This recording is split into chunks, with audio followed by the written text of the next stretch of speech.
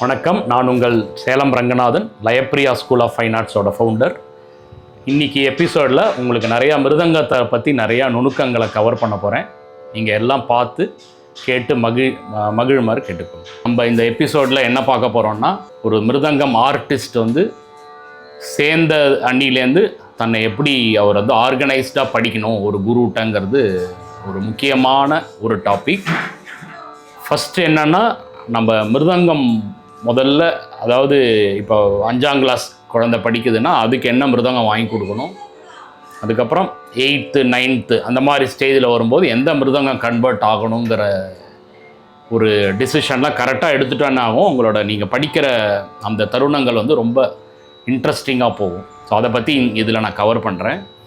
அதாவது ஒரு 5th கிளாஸில் ஜாயின் பண்ணிட்டா அப்படின்னா அவளுக்கு ஸ்தாயி கட்ட மிருதங்கம் பெட்டராக இருக்கும். அதாவது 6 இன்ச்சு வளர்ந்தரை, அந்த சைஸ் 20 to 22. இதே அவங்களே இது 7வது 8ஆம் கிளாஸ் போயிட்டாங்கன்னா அவங்களுக்கு தகுகட்ட ஸ்ருதி வாங்கி கொடுக்குறது இந்த மாதிரி மிருதங்கம் 6.25 அளவு. அதில் தான் அவளை சாதகம் பண்ணணும். ஏன்னா அப்போ தான் என்ன ஆகும்னா, நம்ம உட்காரும்போது இந்த கை அளவு இந்த முட்டிக்கிட்ட இது வரணும், லெஃப்ட் இப்படி வரணும். அப்படி வாசிக்கும்போது என்ன ஆகும்னா,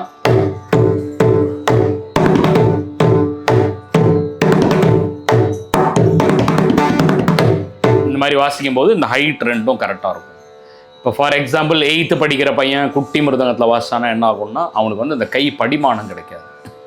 அதனால் இந்த மாதிரிலாம் ப்ராக்டிஸ் பண்ணும்போது இதெல்லாம் டெசிஷன் எடுத்துட்டா சாதகம் பண்ணும்போது அவனுக்கு அந்த படிப்படியாக முன்னேறுற ஒரு ஃபீல் அந்த மாணவர்களுக்கு கிடைக்கும்.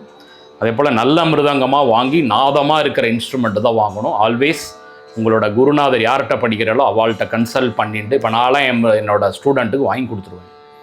வாங்கி கொடுத்துட்டு என்ன பண்ணுவேன், நான் யார்கிட்ட மிருதங்கம் வேலை செய்கிறேனோ அவளோட அந்த ஆர்டிசானோட வேலை வாங்கி கொடுத்துருவேன், நம்பர் இல்லை நானே பண்ணி கொடுத்துருவேன். ஸோ தட் அவங்களுக்கு என்னென்னா ஒரு நல்ல ஒரு மிருதங்கம் கிடைக்கும். அப்புறம் என்ன ஆகும், கிளாஸ் வர சாதகம் பண்ணிட்டு வரணும்.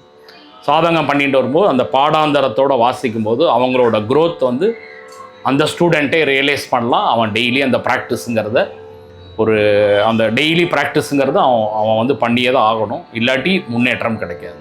அந்த மாதிரி இப்போ இதில் எப்படின்னா, இது 6.25 அளவு இந்த ரைட் சைடு. அதில் என்னென்னா, இந்த நம் போடுற இடம் இப்போ இது பார்த்தேன்னா இந்த நம் நல்லா படிக்கணும். அப்போ தான் என்ன ஆகும்னா, அந்த சின்ன மிருதங்கம் என்ன ஆகும், சரியானபடி அந்த க்ரோத் போது கிடைக்காது. ஸோ இந்த மாதிரி அதே மாதிரி இந்த ஹைட்டு இப்போ 24 inches இது இந்த மிருதங்கம், இந்த 24 inches.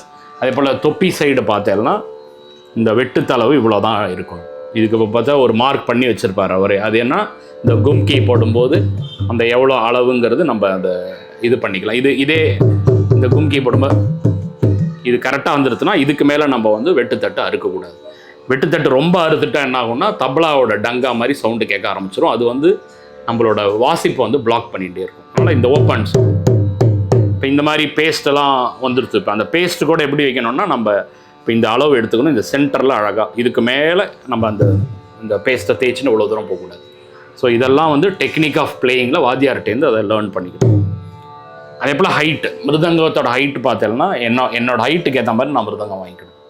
அப்போ 24 inches தகு கட்டை, 22 inches தாய் கட்டை, ரொம்ப ஹைட்டாக இருந்தால் 26 inches வாங்கிக்கலாம். அதே போல் இதில் இந்த அளவு 6.25. இதே 2.5 கட்டை ஸ்ருதி மிருதங்கன்னா இந்த வாய் கம்மியாயிடும். அப்போ தட் இஸ் 6.25. ஸ்தாயி கட்ட மிருதங்கன்னா 6. ஆனால் படிக்கிற மாணவன் எப்போதுமே தக்கு கட்டையில் ப்ராக்டிஸ் பண்ணால் அவளுக்கு கை படிமானம் கண்டிப்பாக கிடைக்கும். கையில் பலம் ஜாஸ்தி. அதாவது மிருதங்கத்தில் நாதம் இருக்குது, நம்ம கையில் நாதம் வர வைக்கிறதுக்கு தான் நம்ம இந்த மாதிரி மிருதங்கத்தெல்லாம் வாங்கணும்னு சொல்கிறோம். அதே போல் எப்போதும் லாங் ரன்னில் திங்க் பண்ணணும். கையை மேல் ஸ்ருதி வாசிக்கும்போது மேல் ஸ்ருதிக்காரர்களுக்கு வாய்ஸ் பலமாக இருக்கும். ஓகே, அப்போ பலமாக இருக்கும்போது நம்ம ஸ்தாயி கட்டையிலே ப்ராக்டிஸ் பண்ணோன்னா என்னாகும், கையில் நமக்கு பலம் இருக்காது. அதனால தான் இந்த மாதிரி டெக்னிக் கொடுக்கறது. இதை நீங்கள் இப்போ என்னோடய ஸ்டூடெண்ட்டுக்கெலாம் நான் கழகாக சேரும் போதே நான் அட்வைஸ் பண்ணிவிடுவேன், இப்படி தான் பண்ணணும்னு. ஆனால் நல்லா அட்வைஸ் சொன்னால் பேரண்ட்ஸ் கேட்டு செயல் பண்ணுறாங்க. என்னோட சில மிருதங்கம் கற்றுக்கிற மாணவர்கள்லாம் ஈவன் 4-5 மிருதங்கம் வச்சுருக்காங்க. அதனால் இதெல்லாம் எப்படின்னா அந்தந்த ஸ்ருதி. அதே போல் ஒரு ஸ்ருதி வாங்கும்போது என்ன பண்ணோன்னா, இப்போ ஒரு கட்ட ஸ்ருதினா அது ஒரு கட்டைக்கு செட்டில் பண்ணிடணும். இப்போ 1.5 கட்ட ஸ்ருதி அப்படின்னா 1.5க்கு தனியாக, 2.5னா 2.5க்கு ஒரு ஸ்ருதி மிருதங்கம். இந்த மாதிரி தனித்தனியாக டிவைட் பண்ணிட்டாங்கன்னா இந்த மூட்டு சேஃபாக இருக்கும். இல்லாட்டி ஒரு ஸ்ருதியவே வந்து 1.5 2ன்னு அப்படி ரொம்ப டைட் பண்ணி இருந்தால் ஒரு சில மூட்டோட ஸ்ட்ரென்த் வந்து போயிடும். இதை பற்றி நான் வரப்போகிற எபிசோடில் நிறைய கவர் பண்ணுறேன். இப்போ இந்த மாதிரி இதெல்லாம் என்னென்னா நம்ம வந்து இது வந்து இப்போ போல்ட் நெட் வந்திருக்கு. அதே மாதிரி வார் டைப் இருக்குது. போல்ட் நெட் என்னென்னா ஸ்ருதி சேர்க்கறது கொஞ்சம் ஈஸி, நம்மளே கிடுகிடுன்னு சேர்த்துடலாம். அந்த ஒன்று வாறு பிடிக்கும்போது அந்த வழியிற இதெல்லாம் இதில் ப்ராப்ளம் இருக்காது. இப்படி போட்டு என்ன பண்ணால் நம்ம இந்த வாசிக்கும் இந்த சாப்பு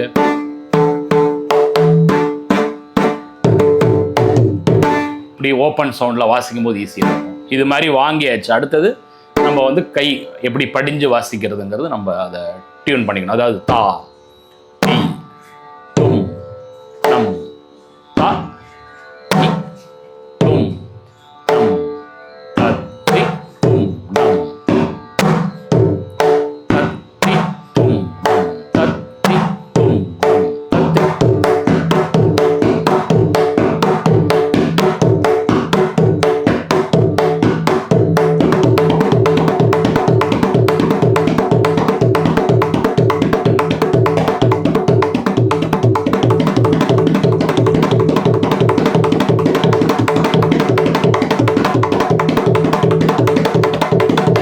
கொடுமை என்னன்னா இந்த மிருதங்கம் வந்து இப்படி ஆடாக இருக்கவே கூடாது. இதை வந்து 4 காலம் ப்ராக்டிஸ் பண்ணால் என்ன ஆகும்னா இந்த மாதிரி தகுக்கட்டையில் மிருதங்கம் வந்து இப்படி வழுக்கிண்டு போகாது. அதே போல் நம்ம காலில் அழகாக செட் ஆகிடும். அதே போல் உட்காரும்போது நல்லா நிமிர்ந்து உட்காரணும். கூன் போட்டால் என்ன ஆகும், நம்ம வெயிட் இங்கே கிடைக்காது, முதுகுக்கு போயிடும். ஸோ இதெல்லாம் டெக்னிக். இந்த மாதிரி டெக்னிக்கில் நம்ம வீட்டில் ப்ராக்டிஸ் பண்ணும்போது பயன்படுத்தினோன்னா என்ன ஆகும்னா நமக்கு பிரெயினுக்கும் கைக்கும் அழகாக நம்ம லிங்க் பண்ணலாம். ஸோ இது மாதிரி ஒவ்வொரு எபிசோட்லையும் நான் உங்களுக்கு வந்து சில டிப்ஸ் நான் கொடுக்குறேன். இவ்வளோ நேரம் இன்ட்ரெஸ்டான டாபிக்ஸ்லாம் லயத்தை பற்றி நான் உங்கள்கிட்ட ஷேர் பண்ணேன். உங்களுக்கு கண்டிப்பாக அது இன்ட்ரெஸ்டிங்காக இருந்திருக்கும்னு நினைக்கிறேன். ஃபர்தரான எல்லா எபிசோட்லேயும் நிறைய இது மாதிரி இன்ட்ரெஸ்டிங்கான லயம் ரிலேட்டடாக நிறைய டாபிக்ஸ் கவர் பண்ணலான் இருக்கேன்.